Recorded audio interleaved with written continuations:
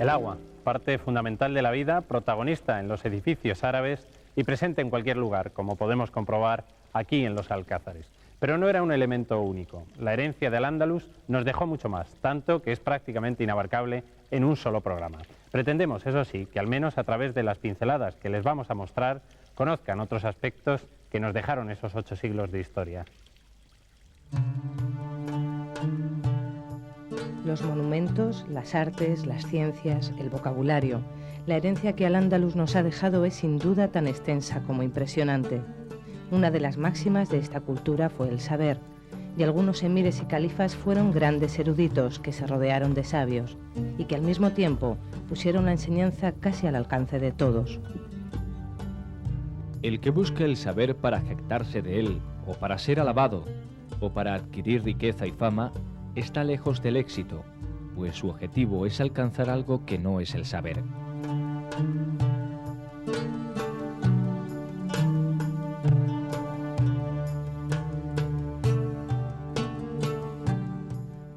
Los andalusíes desarrollaron una cultura que llegó a ser la más avanzada de Occidente, y sus conocimientos fueron difundidos por todo el mundo. Un legado que ha logrado sobrevivir aunque durante siglos cayó injustamente en el olvido o simplemente fue evocado como un pasado de ensueño.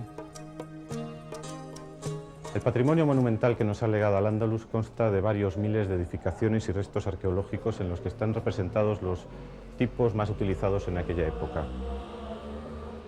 De arquitectura militar nos han llegado murallas de ciudades, puertas, castillos y alcazabas. De la arquitectura utilitaria relacionada con el agua se conservan hermosos baños, aljibes, puentes e incluso acequias todavía utilizadas para el riego.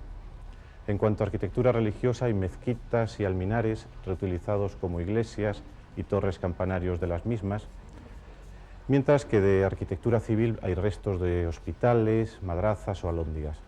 Pero desde mi punto de vista, lo más interesante es la arquitectura residencial, las casas y palacios desarrolladas en torno a patios cerrados al exterior, que alcanzaron su máximo esplendor en los palacios nazaríes de la Alhambra y se prolongaron todavía unos años más en arquitectura mudéjar o morisca, de los cuales estas casas del Chapiz son unos de los ejemplos más interesantes.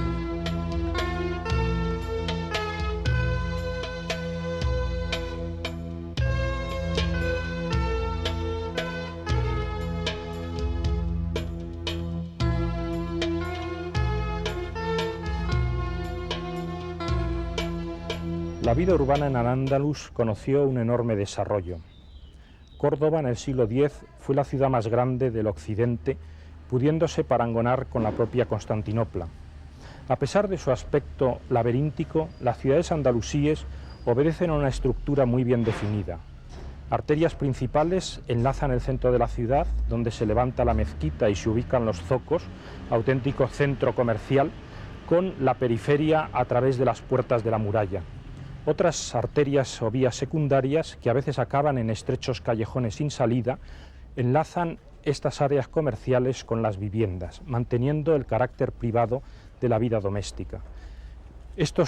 Todos estos aspectos los podemos muy bien analizar todavía en ciudades actuales como Córdoba, Sevilla o aquí en la propia Granada, en el barrio del Albaicín.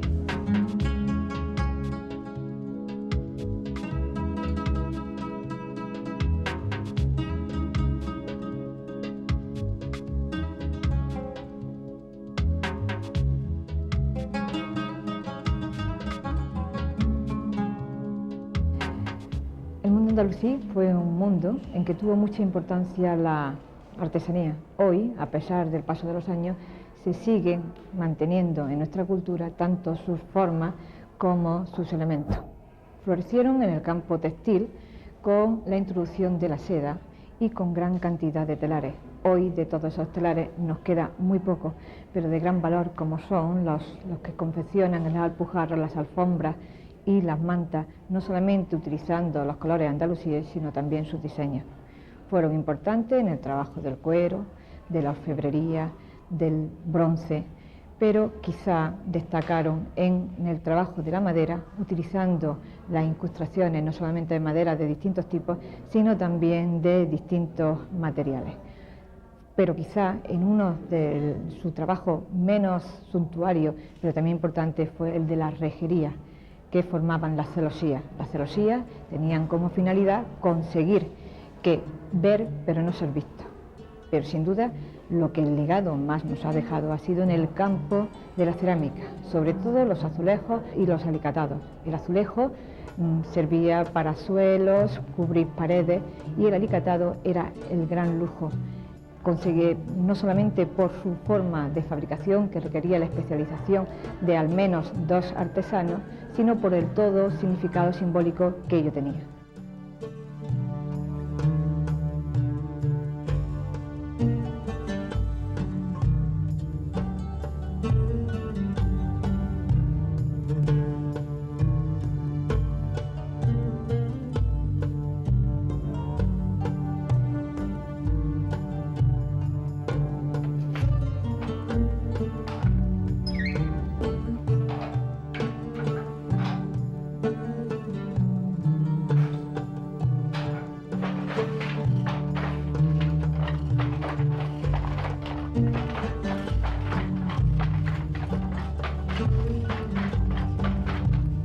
Al-Ándalus jugó un papel de difusor en el desarrollo de las ciencias, las matemáticas, la astronomía, la alquimia, la medicina, la farmacología, la botánica, la agricultura, etcétera, etcétera.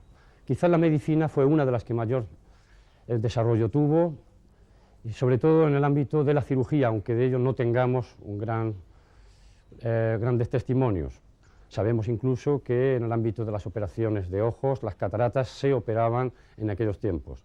También es verdad que el siglo XIII fue el siglo de mayor desarrollo, de difusión de esas ciencias a través de las traducciones. La famosa Escuela de Traductores de Toledo durante el Alfonso X fue un factor importante en ese desarrollo de difusión hacia Europa del legado andalusí.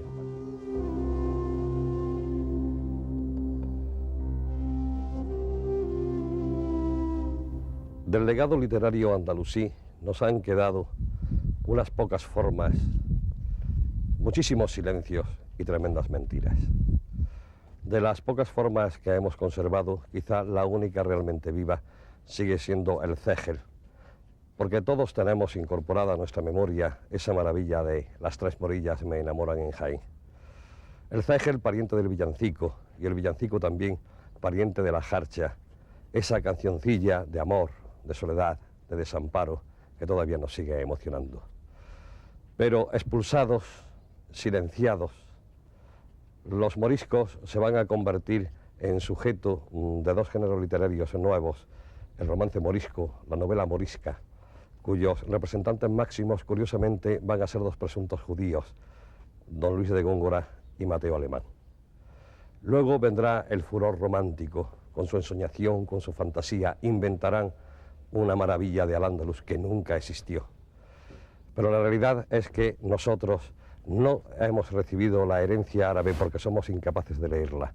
Basta vernos andar por la Alhambra tan europeos, en sentido inverso de la escritura de los poemas, para darnos cuenta que ni leemos, ni vemos, ni podemos sentir esa cultura incorporada a nosotros mismos. Para mí es cierto que el legado literario andalusí todavía no lo hemos asumido.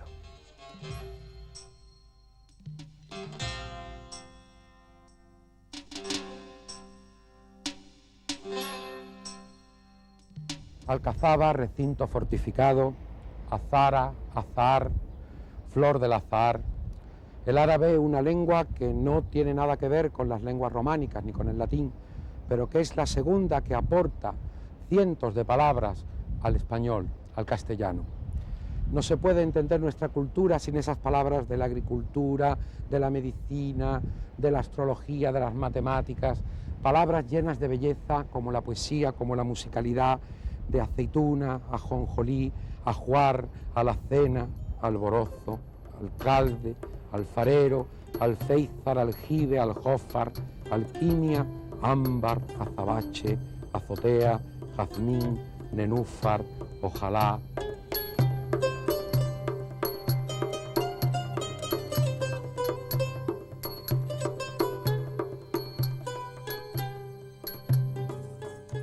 Pese a las derrotas políticas y militares, pese a haber sido expulsados de la península con la intención de borrar toda huella hispanoárabe, la cultura andalusí no desapareció porque había calado para siempre en la España cristiana.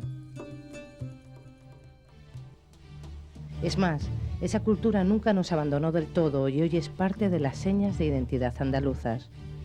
En nuestro modo de ser perdura una parte esencial del pensamiento y de la forma de vida andalusí, porque ese legado inmaterial, imposible de plasmar en imágenes, está en nuestra forma de ser, en una manera de vivir que a veces es el espejo de esa cultura que también late al otro lado del estrecho.